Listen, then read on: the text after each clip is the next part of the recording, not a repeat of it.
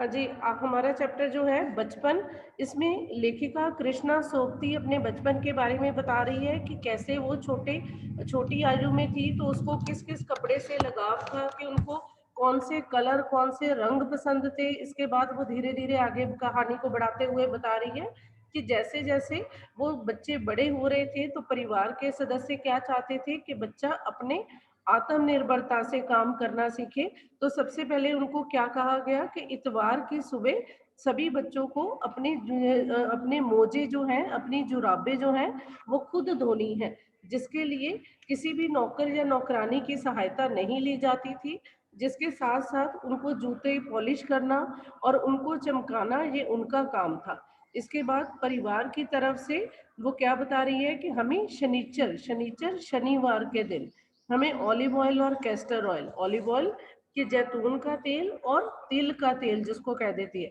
कि वो पीना पड़ता था। ये एक मुश्किल काम था जिसके द्वारा ये सोचा जाता था कि अगर बच्चे ये तेल पीते हैं तो क्या होगा कि उनको उनकी सेहत जो है वो अच्छी रहेगी। पर लेखिका हमसे साथ में ये भी बात करती है कि क्या अगर हम वो शनिवार को पीने वाली दवा ना पीते, उसने किसको कहा है यहाँ पर दवा, उस तेल को, तो क्या हम सही नहीं रहते, कि क्या हमारा स्वास्थ्य जो है वो बिगड़ जाता। इसके बाद वो आगे बता रही है कि तुम्हारे समय, कि आज वर्तमान में आपके समय में और हमारे समय में क्या क्या बदलाव हुए हैं, कौन कौन सी चीजें बदल गई हैं जो उसे आज दिखाई दे रही हैं। सबसे पहले उसने बताया कि उस समय कुछ घरों में, सब में नहीं, कि कई घर ऐसे थे जिनमें ग्रामोफोन हुआ करता था पर रेडियो और टेलीविजन नहीं थे। अब तो उससे भी ज्यादा टेक्नोलॉजी फास्ट है, आपको भी पता है। पर उसके साथ ही उसने बताया कि बचपन में जो हम कुल्फी खाते थे, कि अब खाने पीने के बदलाव की बात कर रही है, कि वो आइसक्रीम बन गई है, कचौड़ी समोसा जो थे वो पैटीज में बदल गए हैं, और जो घर में बनने वाले शरबत थे उनका स्थान कोक और पेप्सी ने ले लिया है। यहाँ से हमने आगे आज कंटिन्यू करना है चैप्टर बेटा। जिस स्टूडेंट ने पूछा था, अब उसी लाइन को फर्स्ट में बता रही हूँ। शिमला और नई दिल्ली, इन दोनों का नाम उसने क्यों लिखा है, कि लेखिका का बचपन, अगर क्वेश्चन आ जाता है कि लेखिका का बचपन कहाँ बीता था, तो शिमला में, कि वो अपने बचपन में शिमला में रही। पर अब वर्तमान में वो कहाँ रह रही है, नई दिल्ली में, जहाँ से वो ये पाठ लिख रही है, अपने जीवन की कहानी लिख रही है, अपने बचपन की घटनाएं हमें बताने की बात कर रही है। तो अब नई दिल्ली, तो इसलिए वो कह रही है कि शिमला और नई दिल्ली में बड़े हुए बच्चों को वेंगर्स और डेविको रेस्तरां की चॉकलेट और पेस्ट्री मजा देने वाली होती है। कि अब बता रही है कि जहां वो दिल्ली में रह रही है, वहां जो फेमस रेस्टोरेंट है, रेस्तरां रेस्टोरेंट, जो वहाँ के फेमस रेस्टोरेंट है, वहाँ की चॉकलेट पेस्ट्री चाहे अच्छी लगती है, चाहे उनको स्वादिष्ट और खुश कर देने वाली है, पर फिर भी वो अपने बारे में बता रही है कि शिमला में जब वो रहती थी तो उसकी या उसके भाई बहनों की क्या ड्यूटी होती थी, कि पेरेंट्स की तरफ से वो एक तरह से ये भी समझा रही है कि चाहे लड़का हो या लड़की, सबको समान रूप से कार्य दिया जाना चाहिए। तो वो बता रही है कि उसके परिवार में चाहे उसका भाई था चाहे उसकी बहन थी, सबकी ड्यूटी लगती, कि कौन सी ड्यूटी, शिमला के मॉल रोड से ब्राउन ब्रेड लाने की, कि टर्न वाइज सबकी ड्यूटी लगती थी। जब वो छोटे थे तो प्रत्येक दिन या प्रत्येक वीक डिवाइड कर लिए जाते और उसके अकॉर्डिंग उनको शिमला के मॉल रोड से ब्राउन ब्रेड लाने के लिए कहा जाता। कि उसके साथ वो अब अपने घर के बारे में बता रही है कि हमारा घर मॉल से ज्यादा दूर नहीं था। मॉल रोड जो शिमला की प्रसिद्ध सड़क है, जिसके बारे में वो आगे भी बताएगी कि वहाँ की फेमस या प्रसिद्ध चीजें, कि वो ज्यादा दूर नहीं था, एक छोटी सी चढ़ाई और गिरजा मैदान, कि गिरजा मैदान कोई स्पेशली एक जगह का नाम जिससे उसके घर तक पहुंचना आसान हो, कि वहां पहुंचने के बाद आप उसके घर तक पहुंच जाते और वहां से एक उतराई उतरते और मॉल पर, कि उसका घर एक चढ़ाई पर था जो मॉल रोड से के पास ही था, उसकी कुछ ऊंचाई पर चढ़ते तो उसका घर था और उतराई पर आते तो नीचे मॉल रोड था। कन्फेक्शनरी काउंटर पर तरह तरह की पेस्ट्री और चॉकलेट की खुशबू मन भावनी। साथ ही उसने विस्मय सूचक चिन्ह डाला है कि किस लिए, कि वो कह रही है कि आज भी उसको हैरान कर देती है कि जब वो इस बात के बारे में सोच रही है कि जहां से वो ब्रेड लेकर आती थी, उस कन्फेक्शनरी काउंटर पर तरह तरह की पेस्ट्री और चॉकलेट जो थी, उनकी खुशबू ही उन्हें अच्छी तरह अपनी तरफ अट्रैक्ट कर लेती थी, उनके मन को भाने का कार्य करती थी। कि अब हमें हफ्ते में एक बार चॉकलेट खरीदने की छूट थी। अब ये भी वो हम हमारे इस समय के बच्चों के साथ रिलेट कर रही है कि अगर आपसे ऐसा कहा जाए तो क्या आप रह सकते हो? चाहे हमें पता है कि चॉकलेट टॉफी बच्चों को नुकसान करती है, दांतों के लिए नहीं सही, पर फिर भी अगर पेरेंट्स कहें कि एक वीक में एक बार ही मिलेगी तो आप सोचो कैसा लगेगा। अब वो बता रही है कि यहाँ पर हफ्ते वीक में सप्ताह में एक बार चॉकलेट खरीदने की छूट थी, और सबसे ज्यादा मेरे पास ही टॉफी या चॉकलेट का स्टॉक रहता था। स्टॉक संग्रह, कलेक्शन, कि वो उसको कलेक्ट करके रख लेती थी अपने पास, कि मैं चॉकलेट लेकर खड़े खड़े कभी ना खाती। अब वीक में एक बार मिलने पर भी चॉकलेट उसके पास ज्यादा रहती थी। कैसे? वो इसके लिए खुद बता रही है कि कई आपको भी पता होगा कि आपके भी ब्रदर सिस्टर में कईयों को आदत होती है, और कोई भी खाने की चीज मम्मा ने दी बांट कर सबको, तो उसी समय खा ली, और कोई बच्चा कह देता है मैं अभी नहीं खाऊंगा, थोड़ी देर बाद खाऊंगा। तो ऐसे ही वो कह रही है कि मैं चॉकलेट लेकर खड़े खड़े उसी समय कभी नहीं खाती थी, घर लौट कर साइड बोर्ड पर रख देती, कि कुछ समय के बाद खाऊंगी ये सोचकर अलग रख देती, और रात के खाने के बाद बिस्तर में लेट कर मजा ले लेकर खाती थी। कि जब सब भाई बहन अपना खाने का सामान खा चुके होते, तो वो अपनी चॉकलेट जो थी वो बचा कर रख लेती, और उसको रात के खाने के बाद अपने बिस्तर पर जाकर खाना पसंद करती थी। अब इसी के साथ वो कुछ फलों के नाम बता रही है बेटा। शिमला में काफल बहुत याद आते हैं।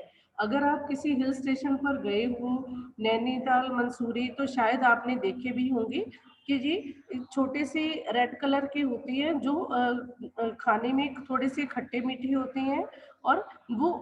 वहाँ की कोई भी मॉल रोड हो, चाहे मंसूरी की चाहे नैनीताल की, वो आम मिलते हैं वहाँ पर। कि शिमला के काफल किसी टोकरी में भरकर बैठे होते हैं लोग बेचने के लिए, तो वो यही बता रही है कि शिमला के काफल मुझे बहुत याद आते हैं, कि एक फल का नाम, खट्टे मीठे, कुछ एकदम लाल और कुछ गुलाबी। अब रसबरी और कसमल ये भी फलों के नाम हैं, कि आप अंडरलाइन कर लो। अगर क्वेश्चन आ जाता है कि लेखिका ने किन फलों को याद करके बताया कि जो उसे पसंद थे, या लेखिका के मनपसंद फलों के नाम बताओ, तो काफल, रसबरी और कसमल सोचकर ही वो कह रही है कि आज भी मेरे मुंह में पानी भर आता है। अब चेस्टनट एक और गजब की चीज, कि जिसको आग पर भूना जाता था और फिर छिलके उतारकर मुंह में डाला जाता था। एक और बात कर रही है वो चेस्टनट, कि वहां पर एक नट्स जो वहां पर आग में भूनकर खाने के लिए दिया जाता है। अब अपने स्कूल के बारे में बताने लगी है हमें, इसके साथ साथ कि उसके स्कूल के पास क्या ऐसी चीज थी जो उसे आज भी याद है, कि चने जोर गरम और अनारदाने का चूरन।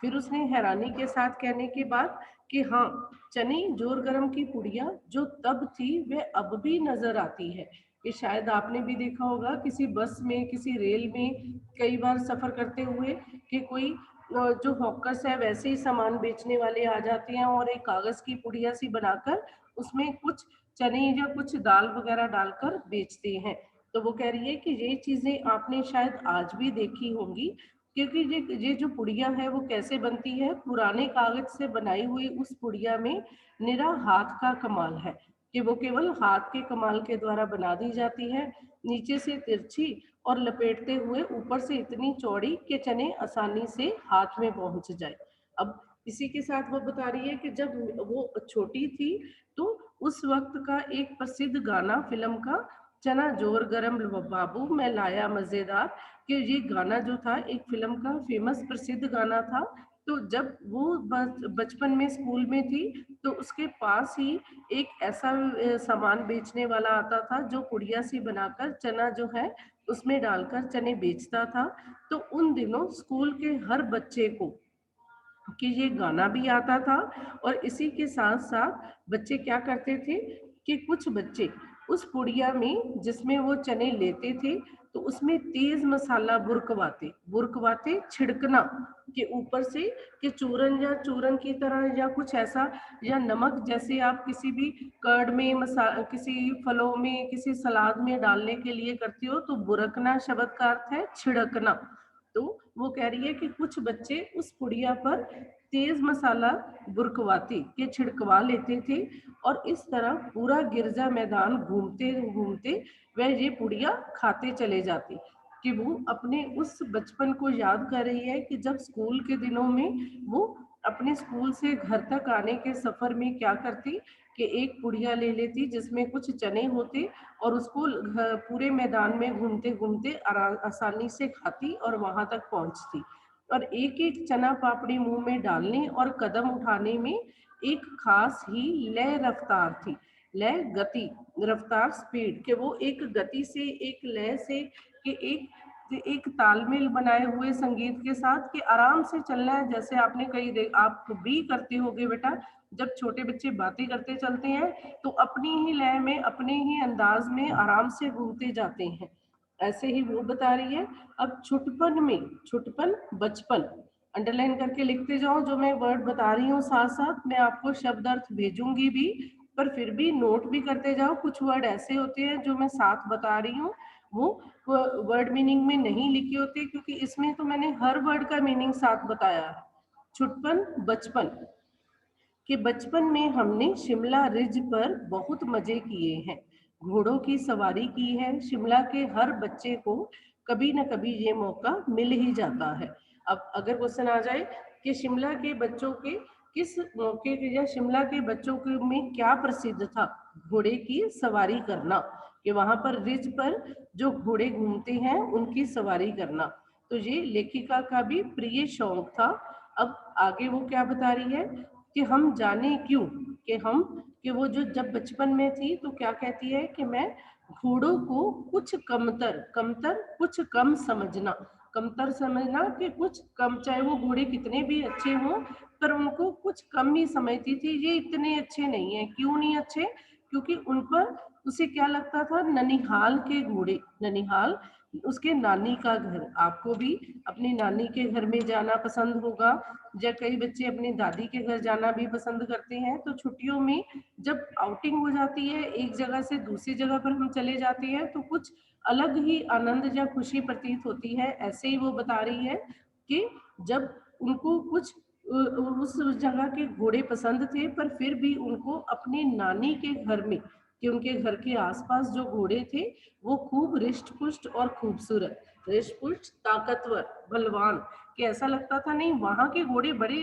ताकतवर है, वो बड़े खूबसूरत है, इन घोड़ों से तो वो अच्छे ही हैं। कि ये, कि वो कह रही है कि हम कंपैरिजन भी करते हैं, तो किस लिए, कि हमें अपनी नानी के घर के घोड़े ज्यादा पसंद आते थे। और इसके साथ साथ उनकी बात मैं फिर कभी करूंगी आपके साथ, ये भी कह रही है कि उसकी बात मैं इतनी डिटेल में अभी आपसे नहीं करना चाहती। अब उस जहां वो रह रही है कि मॉल रोड के पास, तो उस मॉल रोड का वर्णन, कि वहां पर दिन और रात के समय क्या क्या परिवर्तन है। जो बच्चे शिमला गए होंगे या जिन्होंने किसी हिल स्टेशन पर अगर देखा होगा, तो वहां पर जो भी मॉल रोड होता है, कि वहां पर रात के समय, शाम के समय एक अलग सी रौनक दिखाई देती है। अब वो भी उसी का वर्णन कर रही है। शाम को रंग बिरंगे गुब्बारे, सामने जाखू का पहाड़,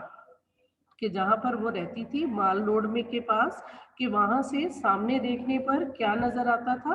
कि एक पहाड़ जिसका नाम क्या बताया उसने, जाखू का पहाड़, तो ये पहाड़ का नाम है। ऊंचा चर्च, उसी के पास एक चर्च था जो काफी ऊंचाई पर था। चर्च की घंटियां बजती तो दूर दूर तक उनकी गूंज फैल जाती, गूंज आवाज, कि उसकी इको जो थी वो दूर दूर तक फैल जाती। लगता इसके संगीत से प्रभु यीशु स्वयं कुछ कह रहे हैं। वो कह रही है कि जैसे चर्च में जो घंटियां जो थी वो शाम के समय बजाई जाती थी, तो उनकी साउंड, उनकी आवाज जो थी, ऐसा लगता था कि उसके द्वारा जो प्रभु है, जो यीशु है, कि ईसा मसीह जो उनके प्रभु है, परमात्मा है, वे स्वयं कुछ कहना चाहते हैं। अब उसी के दृश्य का वर्णन कर रही है कि वहां के स्थान का, कि सामने आकाश पर सूर्यास्त हो रहा है, सूर्यास्त सनसेट, सूर्य छिप रहा है, गुलाबी सुनहरी धारियां नीले आसमान पर फैल रही हैं। जब सूर्य छिपता है, शायद आपने भी ये दृश्य देखा होगा, तो तब लगता है कि आकाश में जब सूर्य छिप रहा है तो वो लाल होने के साथ साथ आसपास अपने ही रंग की गुलाबी और सुनहरी धारियां जो है दूर दूर तक फैला देता है, कि दूर दूर फैले पहाड़ों के मुखड़े गहराने लगते, मुखड़े कि एक तरह से उनके चेहरे जो थे अंधेरे में छिपने लगते, और देखते देखते बत्तियां टिमटिमाने लगती, बत्तियां, लाइट्स। कि अब वो कह रही है कि रात के समय जैसे जैसे अंधेरा होने लगता, वैसे वैसे पहाड़ जो थे वो दिखाई देने कम हो जाते, और लाइटें जो थी वो जगमगाने लगती। रिज पर रौनक और मॉल की दुकानों की चमक के तो क्या कहने, स्कैंडल पॉइंट की भीड़ से उभरता कोलाहल, कोलाहल शोर, कोलाहल को अंडरलाइन करके लिख लो, शोर। स्कैंडल पॉइंट एक जगह का नाम, कि मॉल रोड में ही स्कैंडल पॉइंट पर लोगों की इतनी भीड़ आ जाती है एकदम से कि लगता कि वहां तो सिर्फ केवल शोर ही शोर है। सर्वर, यहाँ पर पहले भी मैंने बताया था कि वो ये कहानी सर्वर अपने भाई के बेटे को बता रही है, तो उसी के साथ बात करते हुए फिर वो आगे कह रही है कि सर्वर, स्कैंडल पॉइंट के ठीक सामने उन दिनों एक दुकान हुआ करती थी। जब वो अपने बचपन के बारे में बता रही है तो तब की बात कर रही है कि उस समय वहां एक दुकान थी जिसके शोरूम में शिमला कालका ट्रेन का मॉडल बना हुआ था। अब तो उससे भी ज्यादा आपको भी पता है हो चुका है कि शिमला से कालका के लिए एक टॉयज ट्रेन भी चलती है, और इसके साथ साथ और भी काफी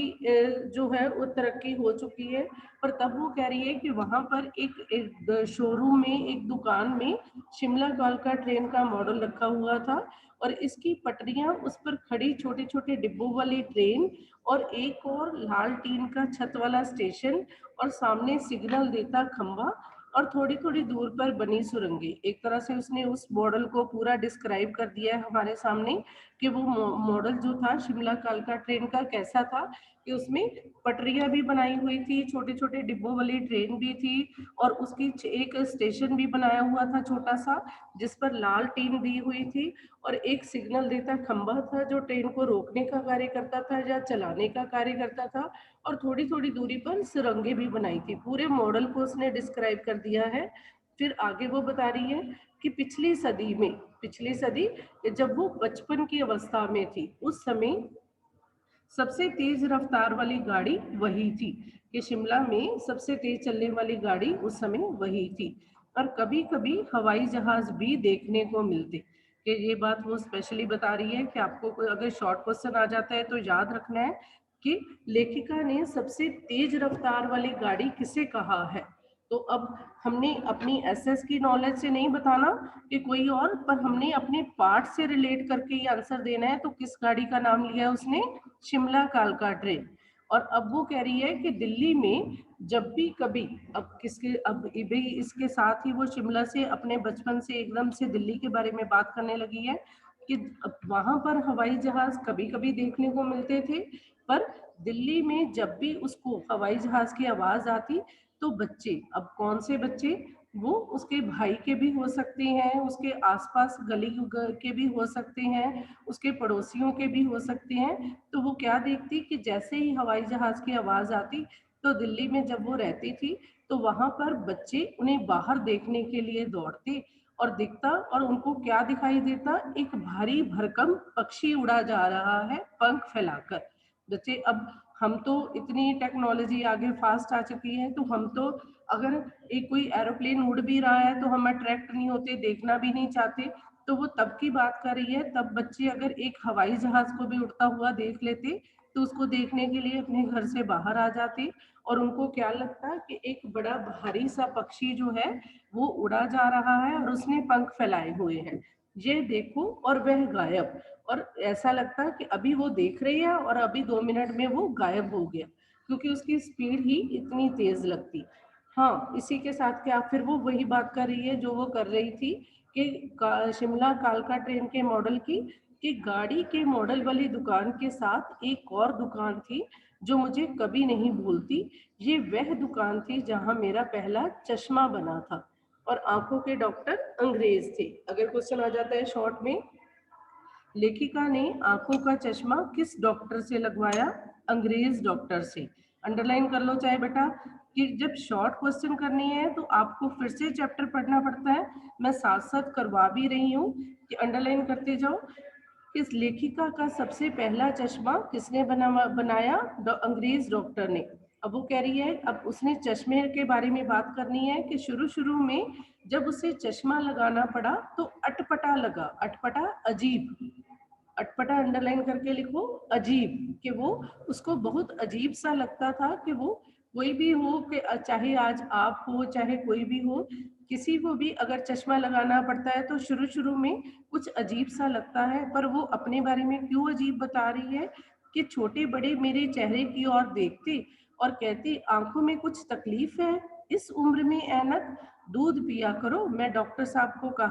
दोहरा देती, कुछ देर पहनूंगी तो ऐनक उतर जाएगी। कि जबकि हमें पता है आज भी डॉक्टर यही कहती हैं कि आप कुछ देर पहनोगे तो उतर जाएगी। पर जब हम अपने खान पीन पर ध्यान नहीं देते, हम हरी सब्जियां नहीं खाते, हम अच्छी तरह से पौष्टिक जो खाना है वो नहीं खाते, तो या ज़्यादा मोबाइल चलाते हैं, चलो पढ़ने के लिए तो ज़रूरी है बेटा, पर फिर जब लग जाती है ये स्पेक्स, ऐनक लग जाती है, तो क्या किया जाता है कि यही सोचा जाता है कि कुछ देर पहनेंगे तो उतर जाएगी। तो अब वो कहती उस उम्र में ऐनक लगना अजीब माना जाता था, क्योंकि तब के बच्चों के पास इतनी सहूलियत नहीं थी, वो मोबाइल फ़ोन या ज़्यादा टीवी नहीं देखते थे। तो इसके लिए क्या समझा जाता कि ये अच्छी खुराक नहीं खा रहा, ये अच्छी तरह से खाना नहीं खा रहा, इसके कारण इसे आंखों पर चश्मा लगा है। जैसे डॉक्टर साहिब ने पूरा आश्वासन दिया था, आश्वासन, तसल्ली, कि डॉक्टर ने, वो कह रही है कि मुझे पूरी तरह से इस बात के लिए तसल्ली दी थी, लेकिन चश्मा तो अब तक नहीं उतरा। क्योंकि अब न उतरने के बारे में भी वो बताएगी कि किस रीजन से उसका चश्मा नहीं उतरा था। नंबर बस कम ही होता रहा, मैं अपने आप इसकी जिम्मेवार हूँ। जब आप दिन की रोशनी को छोड़कर रात में टेबल लैंप के सामने काम करोगे, हम जब एसएस में साइंस में पढ़ते हैं तब भी हमें ये करवाया जाता है, या आप पढ़ोगे कि जब आप कम रोशनी में पढ़ोगे तो आपकी आंखें जो हैं वो वीक हो जाती हैं। ऐसे वो बता रही है कि इस बात के लिए मैं खुद रिस्पॉन्सिबल थी कि मैं दिन की रोशनी को छोड़कर रात में टेबल लैंप के सामने काम करती थी, तो तभी मेरी आंखों से चश्मा आज तक नहीं उतरा। पर इसी के साथ वो बता रही है, जब पहली बार मैंने चश्मा लगाया तो मुझे मेरे चचेरे भाई चाचा का लड़का, वो रिश्ते में भाई लगता है, तो उसने मुझे छेड़ा, देखो देखो कैसी लग रही है, आंख पर चश्मा लगा ताकि सूजे दूर की। वो उसको देखकर छेड़ने के लिए, जैसे छोटे बच्चे करते हैं, तो छेड़ने के लिए एक छोटा सा उसने गीत सा बना लिया कि सूजे इसे दूर की, ये लड़की नहीं किसकी हमें मालूम, सूरत बनी लंगूर की। कि वो उसको एक तरह से छेड़ता था, क्योंकि उसकी आंखों पर जो चश्मा लगा था, और वो खींचती गुस्से होती कि मुझ पर ये क्यों दोहराया जा रहा है। पर वो साथ में कह रही है, पर मुझे ये सुनना भी अच्छा लगता था, पर मुझे ये सुनना बुरा नहीं लगता था। जब चाय पीकर वह चला जाता तो मैं अपने कमरे में जाकर आईने के सामने, आईना मिरर, शीशा, तो आईने के सामने खड़ी हो जाती और कई बार अपने आप को देखती, ऐनक उतारती, फिर पहनती, फिर उतारती, और मुझे लगता कि क्या मेरी सूरत सच में लंगूर की तरह दिखाई दे रही है। फिर वो लास्ट में हमें क्या बता रही है कि उसको टोपा टोपा हैट, उसको हैट पहनना बहुत पसंद था। वो अपने छोटे भाई की टोपी जो थी वो अपने सिर पर लगाकर खुद को बड़ा अजीब महसूस करती, और कभी कभी उसे खुद वो मजाकिया भी लगती थी। इसी के साथ उसने लास्ट में बताया है कि ना तो मेरे चेहरे से कभी चश्मा उतरा, और मेरा चेहरे से अगर चश्मा उतर जाए तो चेहरा खाली लगने लगेगा। और इसी के साथ उसने कहा है कि इन दिनों मैं इस केवल सफेद रंग का लिबास पहनती हूँ, दुपट्टों का ओढ़ना, दुपट्टों चुनरी का ओढ़ना, कि वो कह रही है कि अब मुझे केवल सफेद रंग पसंद है, और मेरा चश्मा जो है वो काली फ्रेम का है, और पहले मुझे हिमाचली टोपियां पसंद थी। लास्ट लाइन में बेटा सहल शब्द का अर्थ है आसान, सहज आसानी से, दोनों शब्दों का अर्थ ध्यान से करना। सहल